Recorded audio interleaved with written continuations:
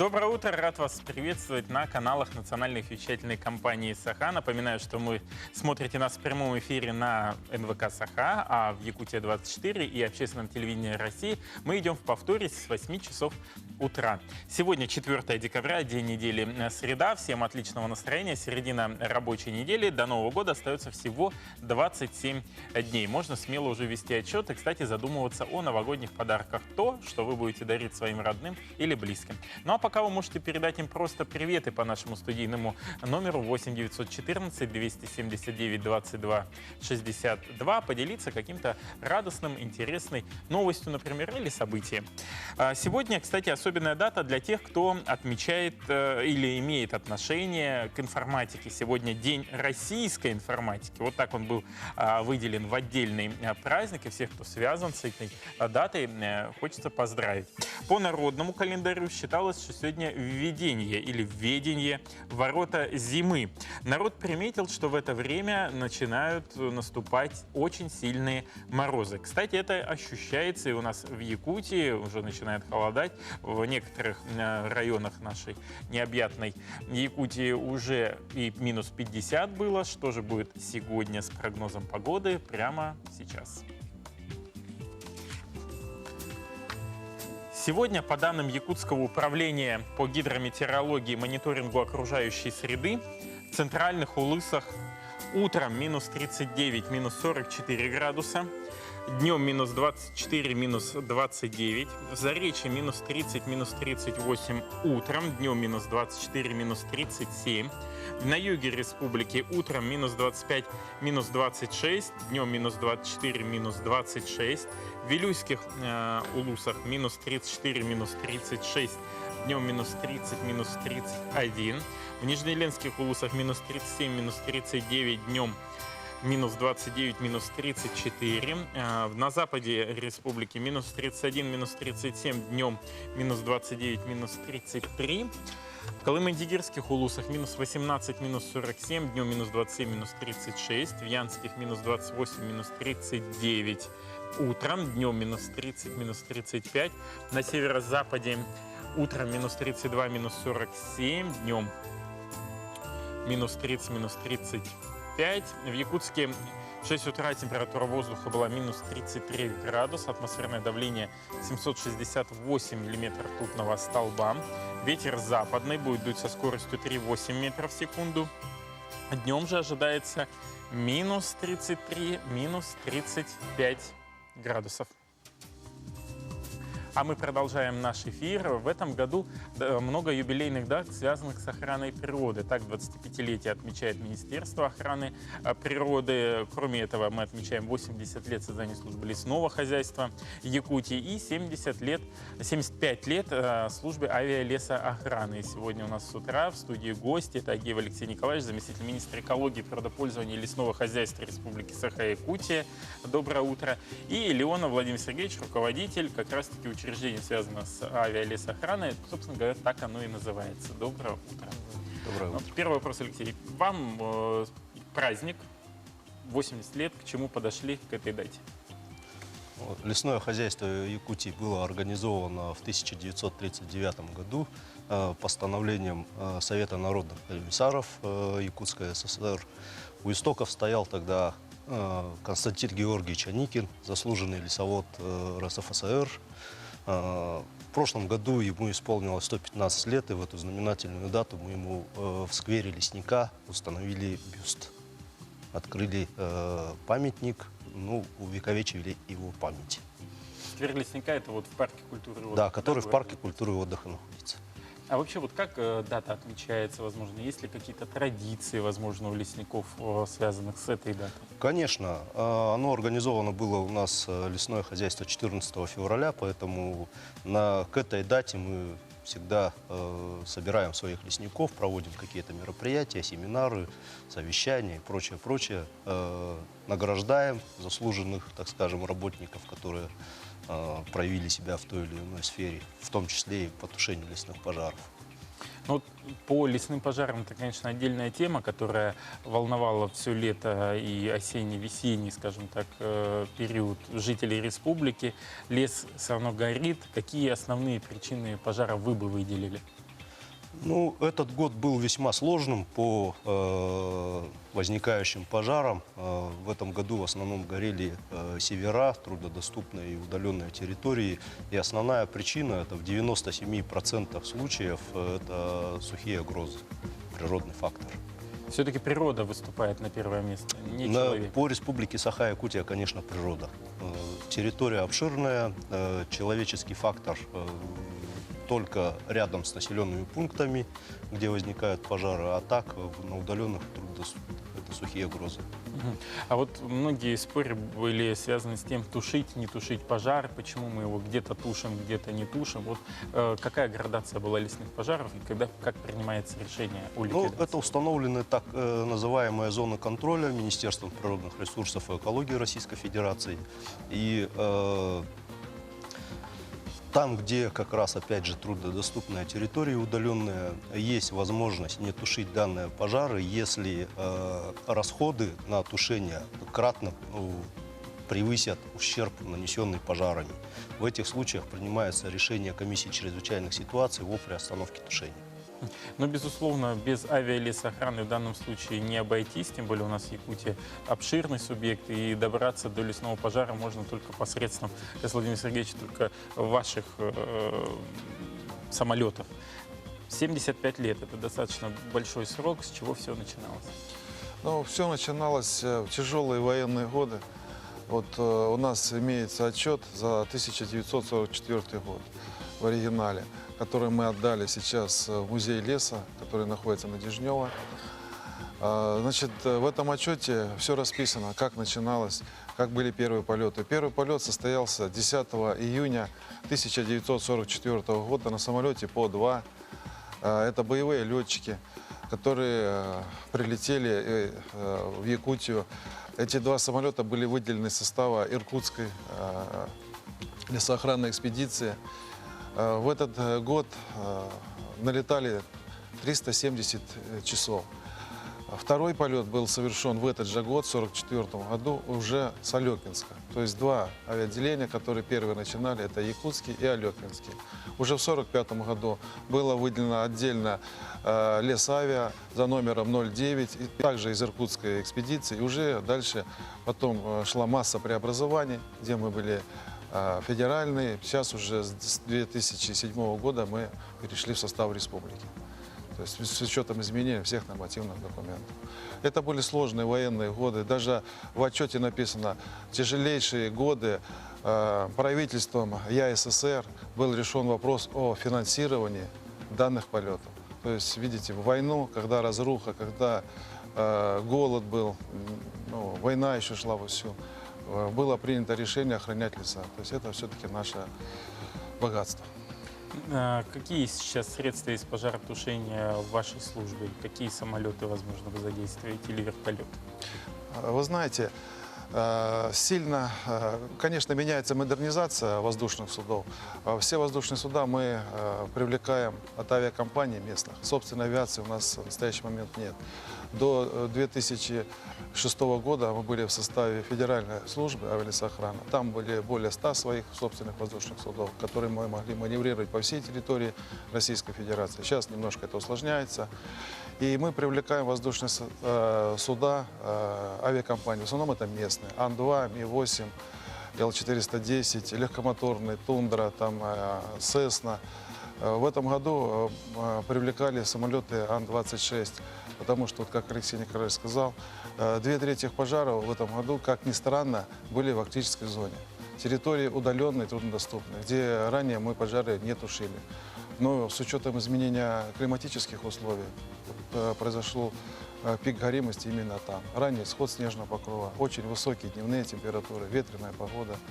И людей нужно было доставлять с Якутска.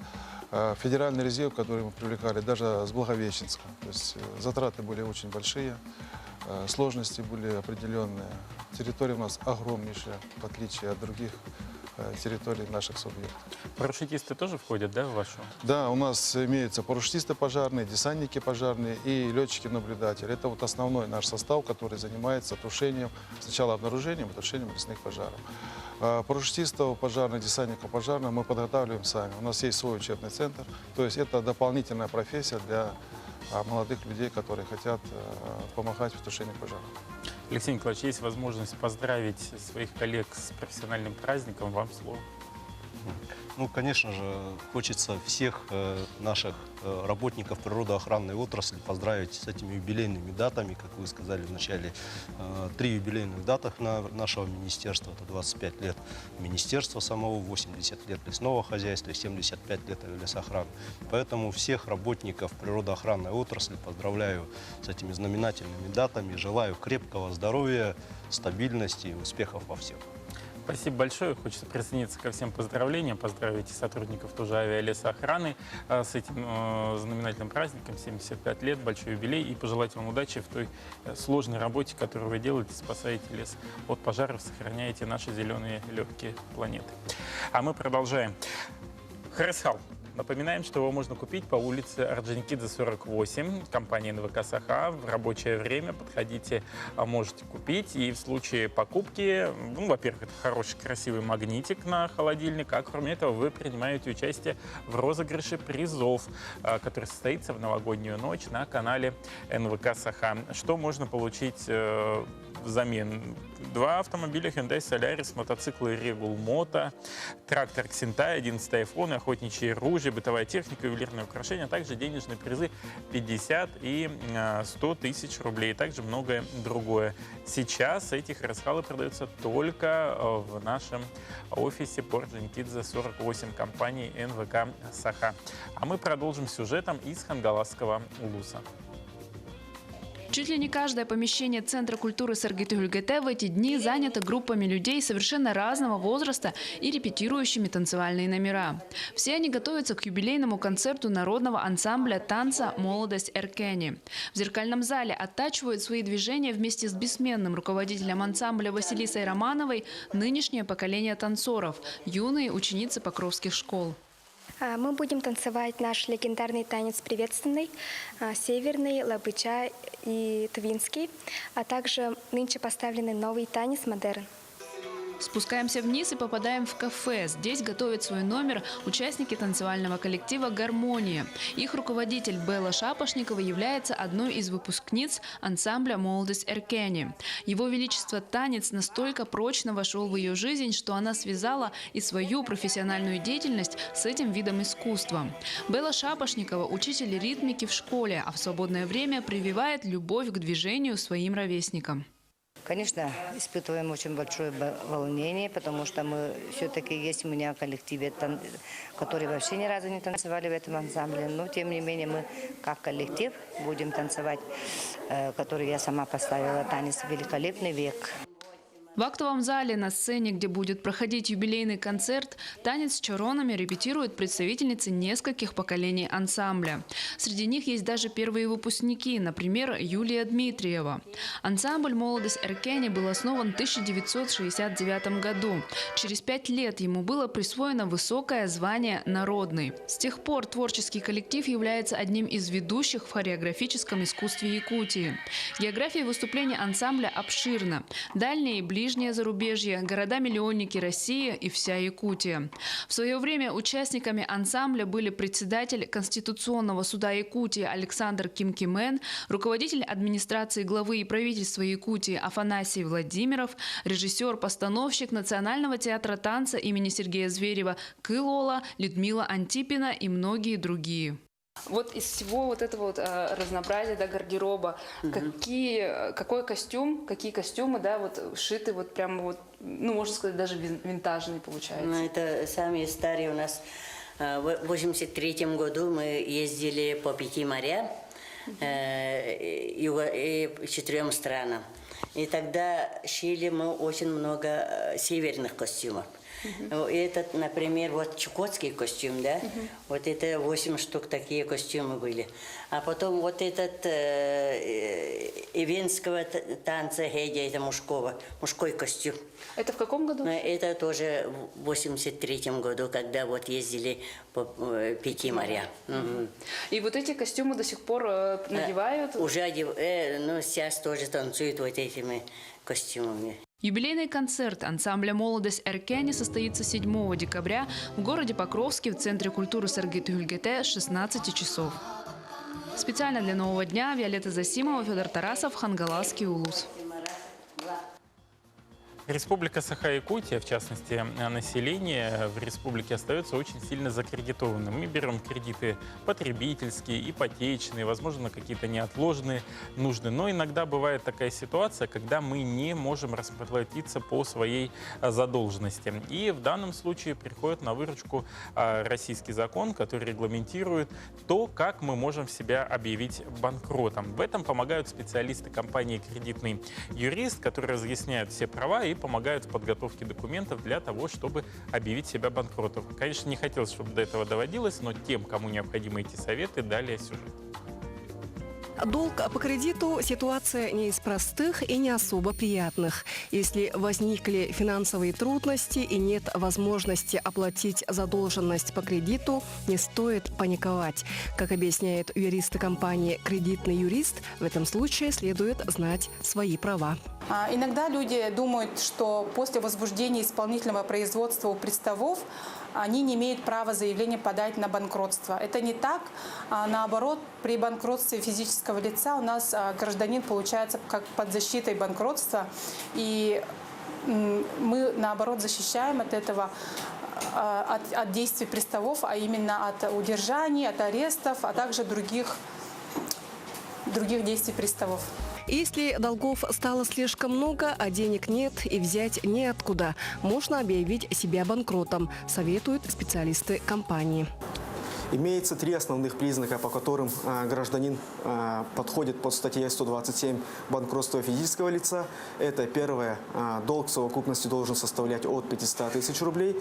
Второе, должна иметься просрочка более 90 дней. И третье, признаки неплатежеспособности. А также наша компания занимается гражданско-правовыми делами. У нас консультации всегда бесплатные. Звоните, записывайтесь, приходите.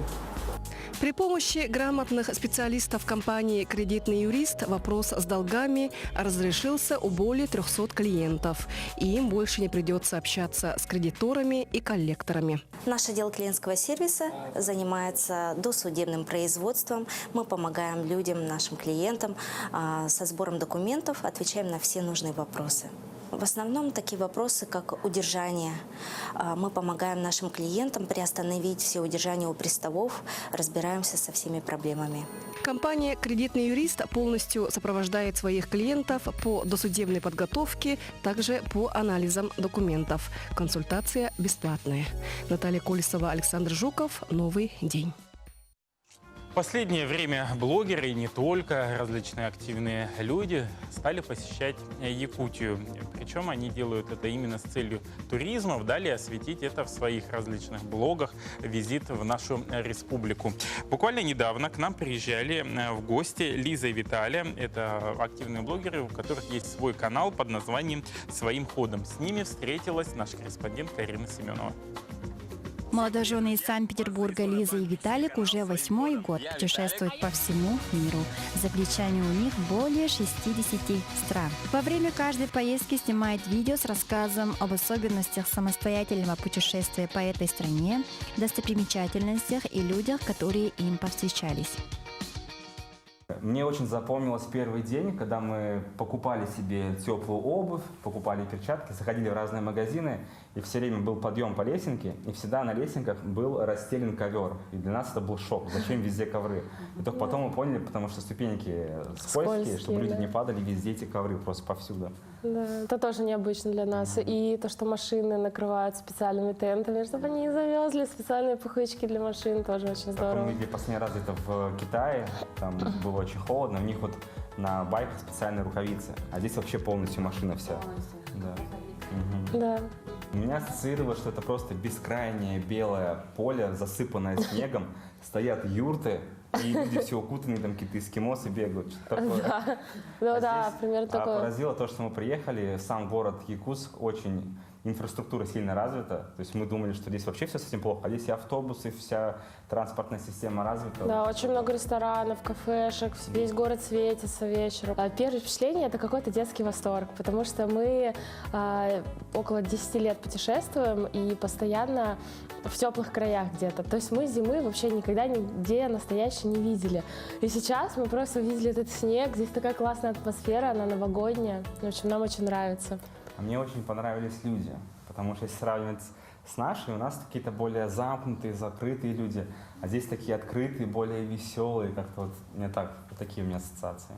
Блог Лизы и Виталика на YouTube называется «Своим ходом». Он уже давно стал своеобразным справочником, к которому обращаются туристы, собираясь отправиться в заграничную поездку. Особенно те, кто предпочитает не покупать пакетные туры, а планирует все этапы путешествия самостоятельно, как это делает автор своим ходом.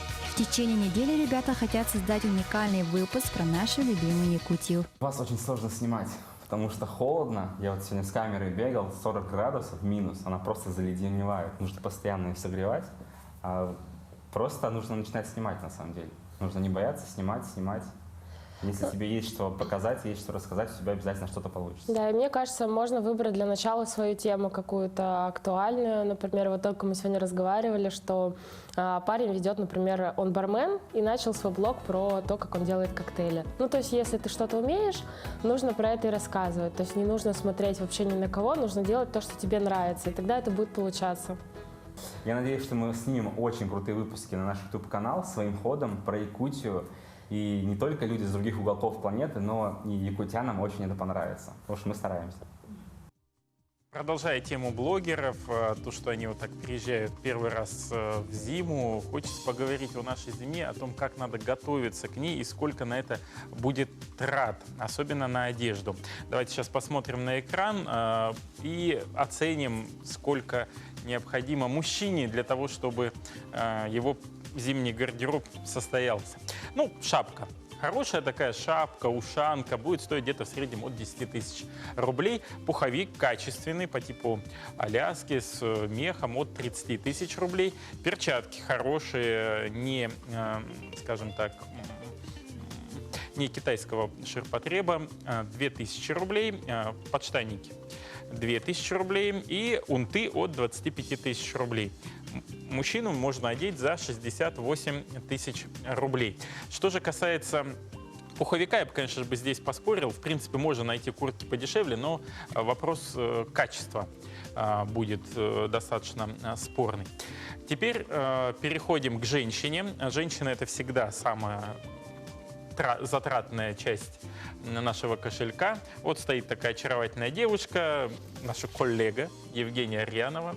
Мы ее одели в шапку от 15 тысяч рублей, в шубу от 60 тысяч рублей, такие красивые рукавички от 3000 рублей. Тоже сейчас атрибут, по-моему, женщин, мужчин, вот эти модные штаны от 2500 рублей и унты от 25 тысяч рублей. В общем, девушка у нас вышла в сумму достаточно серьезную, 105 500 рублей, но в данном случае сэкономить можно, наверное, только на шубе, если купить, к примеру, мутоновую. Но мутоновые, знаю, девушки не очень любят, они достаточно тяжелые, неповоротливые, но как вариант экономии, в принципе, можно использовать. Ну и шапку.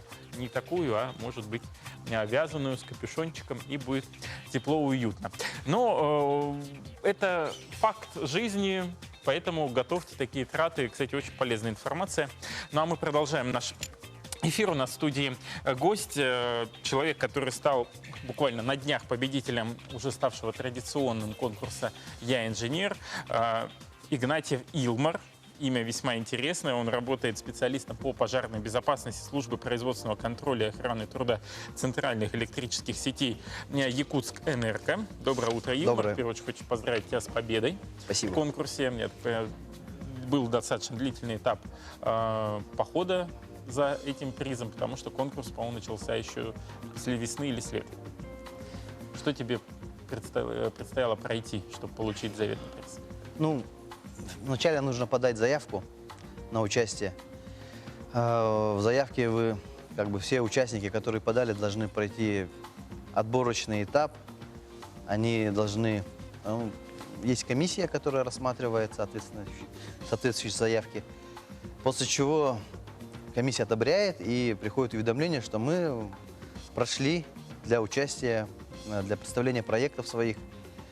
Все проекты должны быть инновационными, соответственно, должны быть, иметь регистрацию в Роспатенте. То есть что-то должно быть эдакое, которого как бы еще нет. И вот что ты предложил?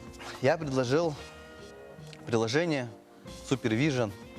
Это мобильное устройство, в котором, ну, то есть приложение для мобильного устройства, в котором отражается здание в 3D-модели. В нем указано, где установлены датчики, тепловые, дымовые, газоанализаторы можно установить, если датчики утечки воды, огнетушители, где стоят пожарные краны, где электрощит находится, где электрические перчатки, там, аптечки. Ну, все, что заказчик захочет, может туда, в принципе, отразить. Соответственно, приложение в случае, допустим, там, пожара, либо несанкционированного доступа, то есть датчики движения там тоже есть, датчики взлома, ну, вскрытие двери, сразу же приходит нам, то есть прибор, он сам по себе имеющий GSM-модуль, он звонит прибор и отправляет смс. Мое приложение, оно, как бы, человек в торопях может не понять, в чем дело, да? А приложение, оно визуализирует все это в 3D и показывает конкретно, что произошло, в каком секторе сработал какой датчик. И приходит, он будет приходить сообщение до тех пор, пока что, ну, то есть собственник объекта не поймет, в чем дело, он будет его постоянно звонить.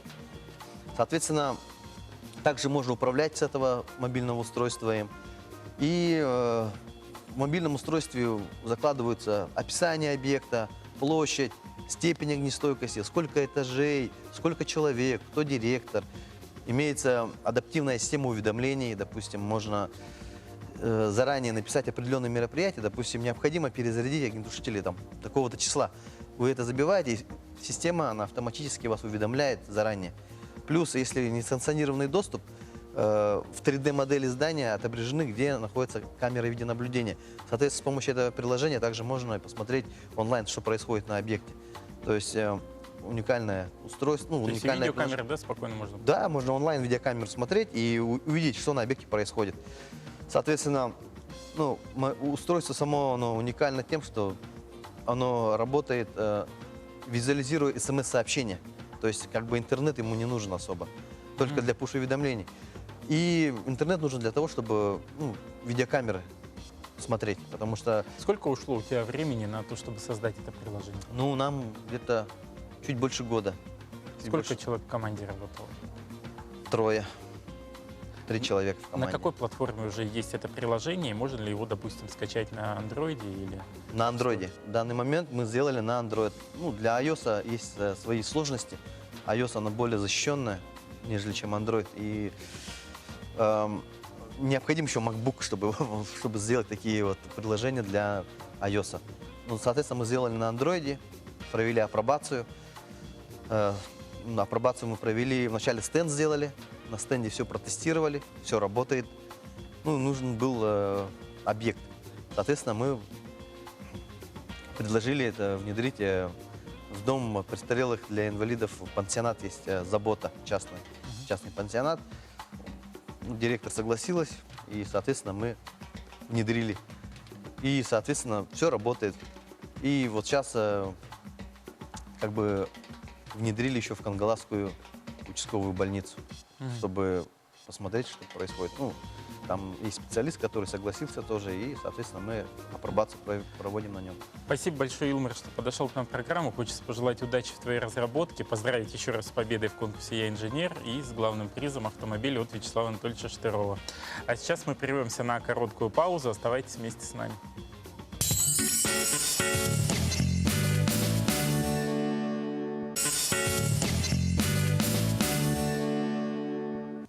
Доброе утро, мы продолжаем наш эфир. Хочу напомнить, что сегодня среда, 4 декабря, до Нового года остается 27 дней. А с какими новостями мы пришли к дню сегодняшнему, узнаем из выпуска новостей от нашей информационной службы.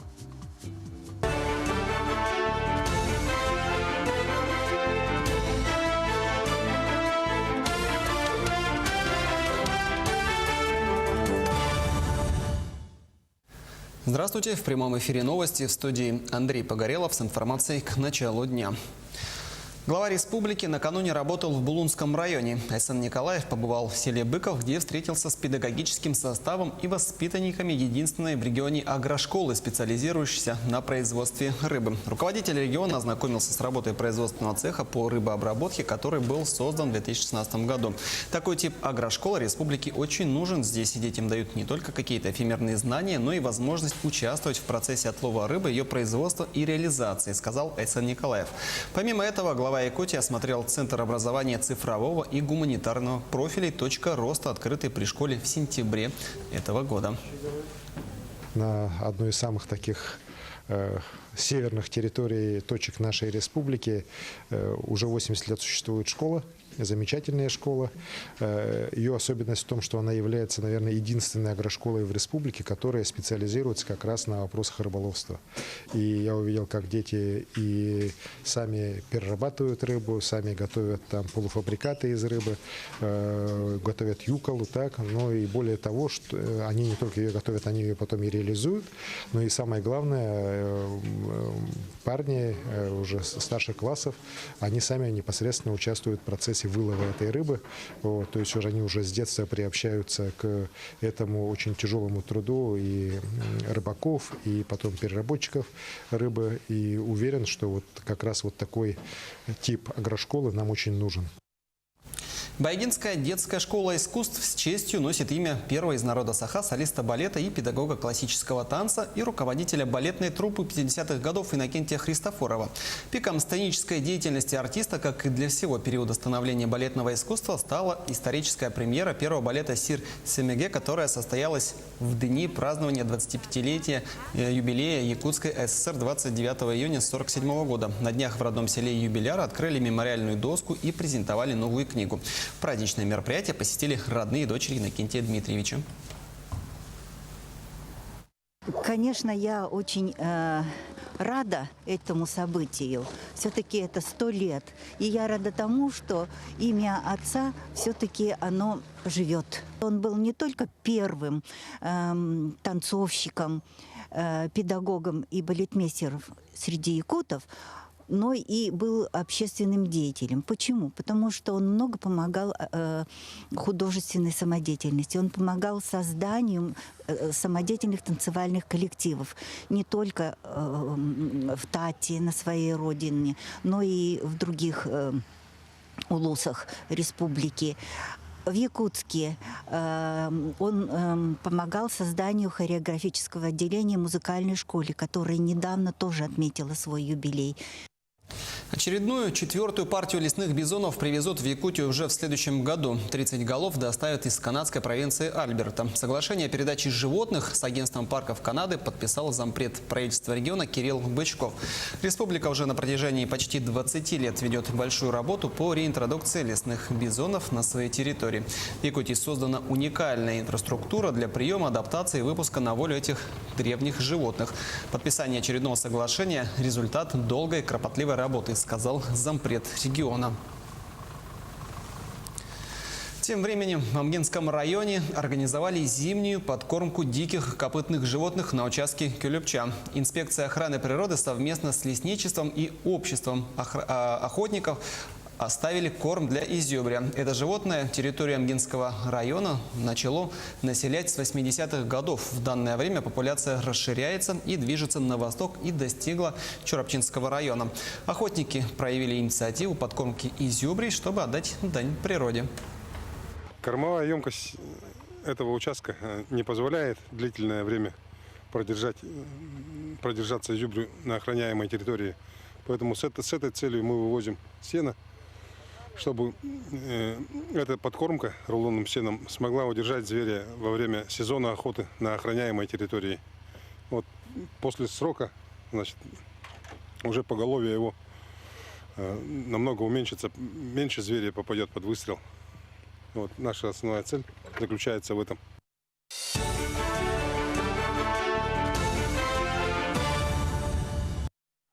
Спасибо, коллеги. Мы продолжаем наш эфир с гостями в нашей студии. Это Гоголева Ял Владимирович, начальник отдела по воспитательной работе Якутской государственной сельхозакадемии.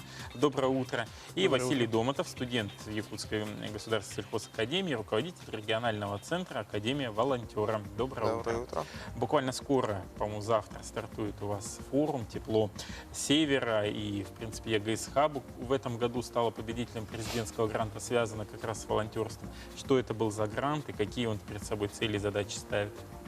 Ну, это образовательный проект. Он направлен на привлечение жителей города Якутска и муниципальных образований республики к волонтерской деятельности, и также к бережному отношению к животным, и также вовлечение жителей к решению вопросов именно бездомных животных.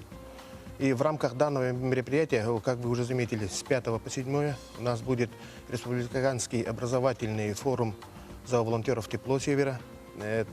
Также будут у нас семинары. В течение 2020 года ежемесячно будут семинары и акции. Они тоже направлены на пропаганду волонтерства и бережного отношения к животным.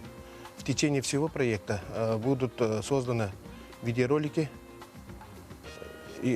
которые будут формировать бережное и ответственное отношение к животным. Кто сможет принять участие в форуме «Тепло Севера»? В форуме «Тепло Севера» участниками являются именно волонтеры. У нас недавно открылся волонтерский центр Академия. И эти волонтеры могут принять участие, и владельцы, и будущие владельцы животных. Именно они будут обучаться к бережному отношению к животным. Проблема именно исходит из того, что у нас люди плохо относятся к животным. Проще говоря, они выбрасывают животных на улицу и не стерилизуют их. Маленьких щенят, например, берут и потом выбрасывают. В квартирах, конечно, тесно, собаки растут, потом из-за этого. И поэтому форум направлен именно на работу, акцент сделан на человека. Именно по работе с человеком. Какие-то заявки подавать заранее необходимо? Заявки, да, уже собраны. Так как вы уже заметили, завтра уже начинается форум. У нас уже около 500 заявок на участие в этом завтрашнем форуме уже имеется. Где он пройдет непосредственно, в каком здании? Форум пройдет именно на базе Якутской государственной сельскохозяйственной академии. Там форум пройдет на 3 площадках. Будут семинары. А могу ли я без заявки просто прийти, как вольный слушатель, послушать, о чем вы будете говорить, принять участие на этих площадках? Можно. Можно. Без проблем. Со скольки до скольки? У нас программа завтра начинается, у нас открытие в 14:30. И там у нас будет презентация общественных организаций, также будет показательные выступления Центра кинологической службы Министерства внутренних дел Республики Саха-Якутия. И уже после этого в 15:30 у нас начинается работа по блокам. 3 семинара, там будут обучаться основам ветеринарии, кинологии и зоопсихологии. И на завтрашний день тоже работа по блокам будет продолжаться. Также будет дискуссионная площадка именно по проблемам безнадзорных животных. И еще 3-й день, 7 декабря, то есть у нас будет конкурс для модные собаки. Кстати, Василия, да, я обратил внимание на эмблему, которая у него на кофте, значит, там как раз рука, лапка животного, и написано «Региональный волонтерский ресурсный центр Академия волонтера». Что это за центр и на что направлена его работа? Волонтерский центр, который у нас действует в Академии, он занимается не только зооволонтерством, но зооволонтерство, оно идет как основное, как прерогатива. Есть еще социальное, событийное, по всем видам. У нас, допустим, обучение проходит больше 1500 человек, и поэтому среди них всегда есть люди, которые хотят заниматься чем-то. Особенно когда мы работали над научной статьей «Проблема волонтерства именно в Якутии», то мы выяснили, что есть большое количество именно студентов, которые собираются, хотят заниматься этим. И мы поставили перед собой цель помочь им в этом. так и возникла вот республиканский региональный центр. Сколько сейчас насчитывает волонтеров центр? Порядка 50, но оно постоянно растет, и потому что у нас студенты, допустим, они могут вот, одну неделю там пропустить, потому что у них занятия. Вот поэтому у нас постоянный состав около 50 человек. Ну, вот я смотрю, вы издали вот и буклетики, и методические рекомендации для ребят. А могут ли ребята, не студенты Якутской сельхозакадемии, присоединиться к вам? Ну, допустим, Северо-Восточный федеральный университет, Да. допустим, с техникумов, СУЗов? Да, конечно. То есть вы открыты для всех. Конечно. А что касается непосредственно тематики, да, вот вы все равно одним из основных направлений выбрали защиту животных. Чем продиктовано вот это направление? Именно зоозащитой мы начали заниматься, учитывая то, что в последнее время растет количество, именно вот в городе Якутске и в Якутии в целом, растет количество безнадзорных животных. Вот. Это обусловлено тем, что люди не воспитывают своих животных, а вот взять, допустим, семья для ребенка на даче взяла щенка. Осень, в квартиру возвращаются. Щенок уже и не нужен. Да, щенок уже не нужен, его просто выкидывают. И исходя из того, и получается вследствие, мы получаем безнадзорное животное, которое может заболеть просто-напросто или напасть на человека. Вот она оттуда и проблема безнадзорных животных, как в городе, так и во многих наших районах республики. Да, именно по этой тематике пройдет дискуссионная площадка во второй день, в пятницу. Там приглашены вот, начальник департамента ветеринарии, общественные организации, такие как «Белый БИМ», пункт передержки домашних животных. Спасибо большое за то, что подошли к нам в студию. Хочется пожелать удачи в проведении этого форума на очень важную тему, действительно, которая касается не только молодежи, она объединяет огромное количество людей. Надеюсь, что в рамках и дискуссионной площадки форума мы найдем ответы на те вопросы, как все-таки привить культурное воспроизводство наших животных. Спасибо. Сейчас прервемся на короткую паузу и далее мы продолжим.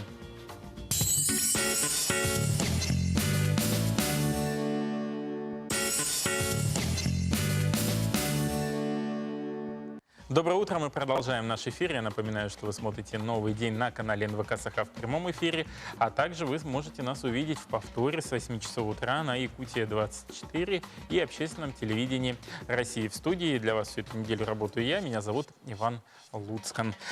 Давайте поговорим сейчас о погоде, узнаем, какой прогноз будет в районах республики и в городе Якутске. Сегодня, по данным Якутского управления по гидрометеорологии и мониторингу окружающей среды, в центральных улусах днем минус 24, минус 29, Заречье минус 24, минус 37, на юге республики минус 24, минус 26 градусов, в Вилюйских улусах минус 30, минус 31, в Нижнеленских минус 29, минус 34 градуса, на западе минус 29, минус 33, в Колымы-Дигирских улусах минус 27, минус 36, в Янских улусах минус 30, минус 35 градусов, на северо-западе республики днем минус 33, минус 44 градуса. В столице республики буквально полтора часа назад была температура воздуха минус 33 градуса, атмосферное давление 768 миллиметров ртутного столба.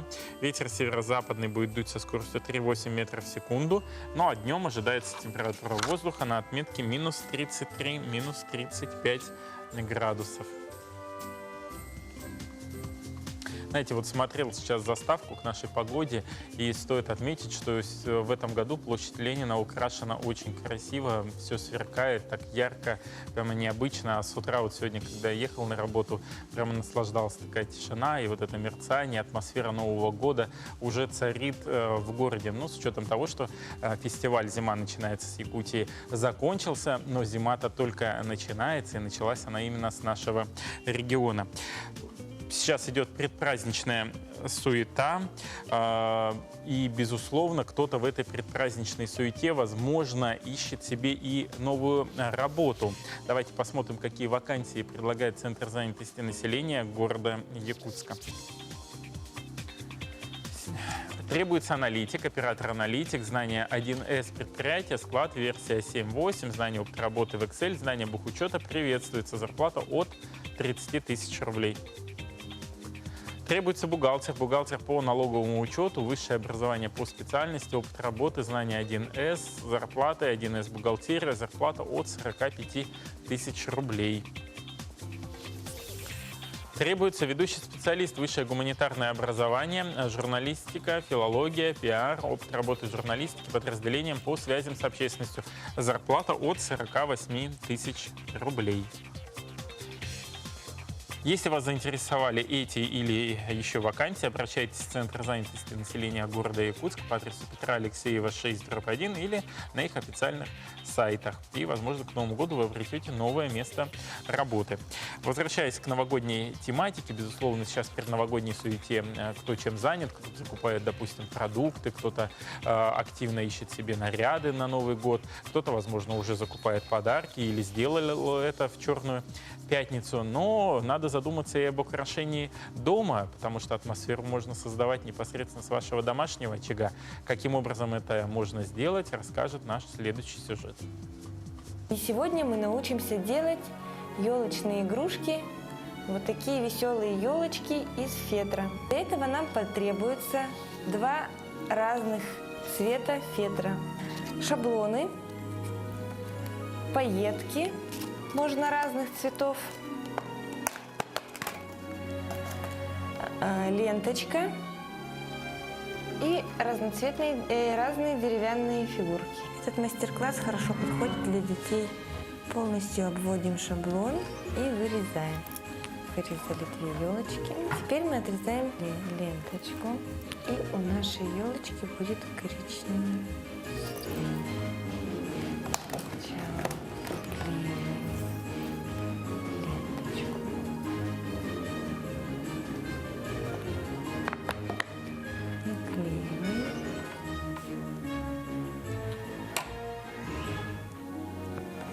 Украшать мы будем вот такими разными пайетками и деревянными фигурками. Сегодня у нас елочкой будет вот это олень, что намазываем клей. Можно украсить елочку вообще на любой вкус, проявить фантазию. Это может быть даже, игрушки могут быть даже нарисованные. У нас получилась вот такая елочка. Новый год – это, наверное, самый ожидаемый семейный праздник, который очень любят дети. Дети с удовольствием готовятся. Родителям я советую вместе с детьми делать елочки, украшать их по вашему желанию.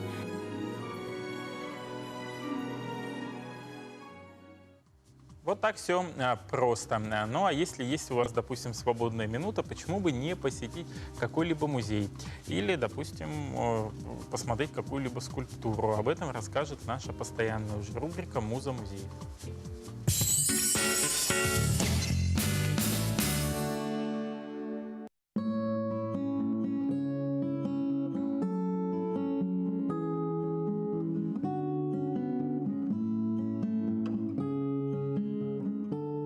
Скульптор, барон Петр Карлович Клод.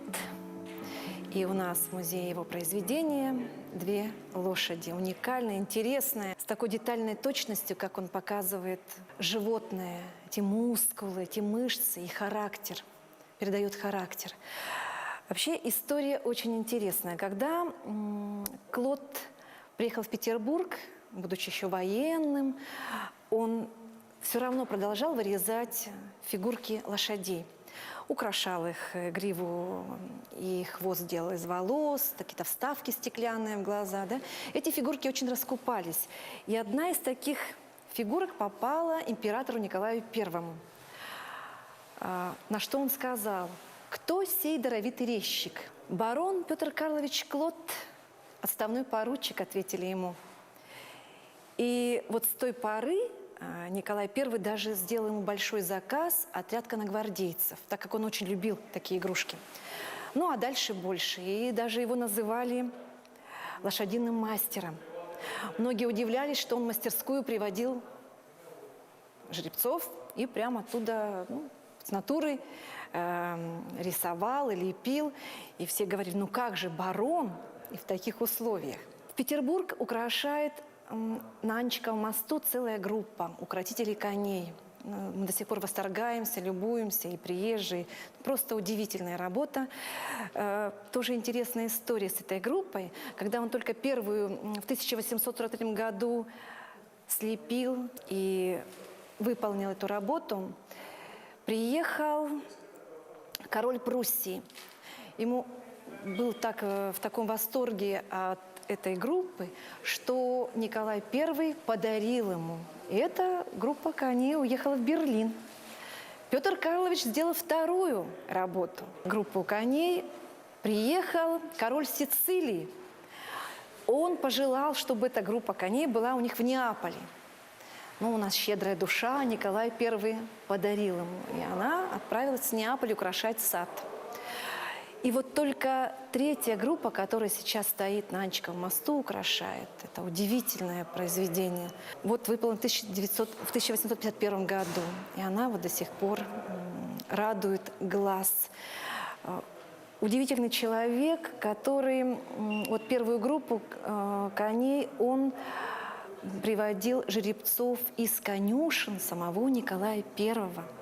И когда Николай I посмотрел в мастерской, когда еще только слеплены из глины эти лошади, он сказал, что «Барон, твои кони лучше, чем мои жеребцы». Вот такой мастер. Есть стихотворение поэта Владимира Фролова «Тоска под дождик зеленей, вот Анечка взлетает мост, где держат мужики коней и зеленеют в полный рост. Ох, как их зелена тоска, Невы свинцовая стезя и кладовские облака, в которые войти нельзя». Мы продолжаем наш эфир с гостями в студии. У нас работники библиотек, сотрудник смарт-библиотеки 2.0.3 Розалия Борисова. Она наша бывшая коллега, но бывших не бывает. И Табонова Эльвира Петровна, главный библиотекарь Центральной городской библиотеки имени Белинского. И поговорим о читательской олимпиаде, которая стартует буквально на днях. Да? Что это за проект? Доброе утро. Читательская олимпиада «Проверь свой читательский IQ» пройдет впервые вообще в городе. И впервые вообще такая читательская олимпиада инициирована. Пройдет на 7 декабря с 11 часов. И для того, чтобы принять участие, нужно будет пройти предварительно регистрацию на сайте readalim.cbs.ekt.ru. Также на наших инстаграм-страницах CBS EKT и CBS Smart будет также ссылка на регистрацию. Также в день самой олимпиады можно будет подойти в филиалы, зарегистрироваться заранее, получить анкету и тоже принять участие. Кто может принять участие в олимпиаде? Все желающие в возрасте от 14 лет. То есть вот возраст 10, то есть и взрослые, будут какие-то этапы отдельные там для детей, для взрослых или для всех все одинаково? Да, у нас будет несколько этапов. Да, вот олимпиада будет состоять из 4 блоков. Первый блок – это текстовое тестирование на общие знания библиотечного дела, печатного дела, истории книги и литературоведения. Второй блок – это задание на проверку логики, задание по иллюстрациям, узнать, вот, из какого произведения иллюстрация. Вот, третье задание – это узнать автора или главного героя, который сказал данную цитату. Ну, например, «Красота спасет мир». Вот, это цитата из Достоевского идет. Так, и 4-й блок – это у нас рекомендация. Да, рекомендации книги в формате Twitter, не больше 280 знаков, и человек может уже заготовленной рекомендацией подойти и просто, получается, ее написать. Это будет онлайн олимпиада или будет очный этап непосредственно в Да, участие непосредственное, то есть человек должен присутствовать на олимпиаде, то есть это не электронно. И пройдет она у нас в нескольких филиалах. Ага, в структурных подразделениях ЦБС, это Центральная городская библиотека, так, библиотеки филиалы «Созвездие», 3D и смарт-библиотека 203 на 203 микрорайоне. А как будет оцениваться работа? Оцениваться работа будет нашими жюри. Это представители, молодые писатели, это учители года, это непосредственно директор ЦБС, представители филологического факультета. За каждый правильный ответ будет начислен 1 балл. И всего также за рецензию будет немножко больше баллов, да? По нескольким категориям будет оцениваться работа. И всего человек может набрать максимум 50 призы баллов. какие? Призы у нас будут памятные призы для обладателей самых высоких баллов, для тех, кто получает самый высокий балл. А все участники получат сертификат участия. То есть это в первую очередь для проверки своих знаний. Спасибо большое, девушка, что подошли к нам в студию. Хочется пожелать удачи в проведении первой читательской олимпиады. Для тех, кто хочет в ней принять участие, забейте в поисковике читательскую олимпиаду, зарегистрируйтесь и участвуйте, и получайте призы, проверяйте свои знания.